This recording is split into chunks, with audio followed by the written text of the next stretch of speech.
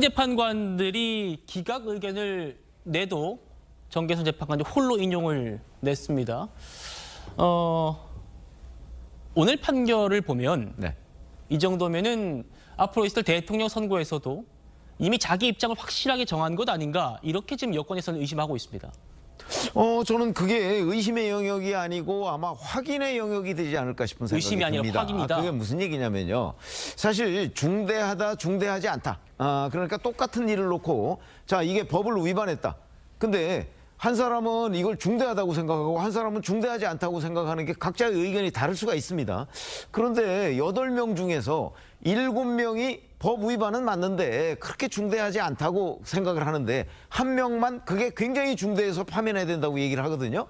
그러면 뭐 꼭 다수결로 정해야 되는 건 아니지만 일반적인 우리가 국민 눈높이 얘기를 많이 할 때 7명, 7대1이라는 관점에서 본다면 7명이 국민 눈높이를 맞추고 있다고 생각하는 것이 상식이라고 보고요. 한 명은 좀 독특하다 이렇게 생각하는 거 아니겠어요? 그런데 그 독특하다고 하는 것이 자, 헌법재판관을 그 한덕수 당시 대통령 권한대행이 임명하지 않겠다는 것도 아닙니다. 보류하겠다는 거였잖아요. 여야가 합의를 했으면 좋겠다.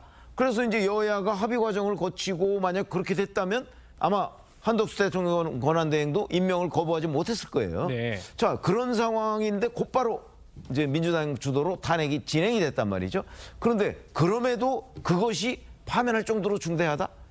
뭐 저도 동의를 못할 뿐더러 다른 7명의 재판관들도 동의 못하는 유일한 그 주장을 지금 정계선 재판관이 했기 때문에 저 정도로 정말 그 어떤 여당의 행위에 대해서 그 아주 까다롭게 나는 볼 수밖에 없다라고 한다면 거의 뭐 적개심에 가까운 그런 감정적인 대응이 아닌가 싶은 생각이 들고요.